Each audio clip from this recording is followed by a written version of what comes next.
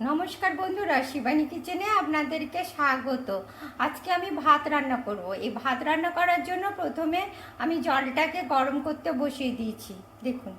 দেখুন বন্ধুরা, চাল নিয়েছি, 1 কৌটা চাল নিয়েছি। এবার এটাকে আমি ভালো করে ধুয়ে নেব প্রথমে। এই দেখুন বন্ধুরা, চালটাকে প্রথমে জল দিয়ে ভালো করে ধুয়ে নিচ্ছি।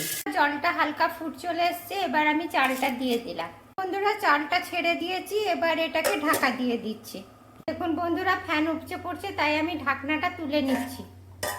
বন্ধুরা, ভাতটা ঝরঝরে হওয়ার জন্য একটু লবণ দিয়ে দিলাম। এই দেখুন বন্ধুরা, ভাতটা হয়ে গেছে, এবার এটাকে আমি নামিয়ে নেব। ভাতটা হয়েছে আমি কি করে জানবো? এই দেখুন, নিলাম ভাতটা দিয়ে, এই দেখেছেন ভাতটা আধ ফাটা হয়ে গেছে, কিংবা হাতে একটু নিলেই বোঝা যাবে যে এটা নরম হয়ে গেছে। এবার এটাকে আমি ফ্যান গেলে নেব। আমরা বাঙালিরা এইভাবে ফ্যান গালি, এই দেখুন এইভাবে আমরা বাঙালিরা ফ্যান গালি, আপনারাও এইভাবে ফ্যান গেলে নেবেন। বন্ধুরা, কি সুন্দর ভাতটা হয়েছে দেখেছেন? আপনারাও ঠিক এইভাবে ভাত রান্না করবেন, দেখবেন দারুণ খেতে হবে এবং ঝরঝরে হবে। দেখেছেন কি সুন্দর ঝরঝরে হয়েছে। Thank you.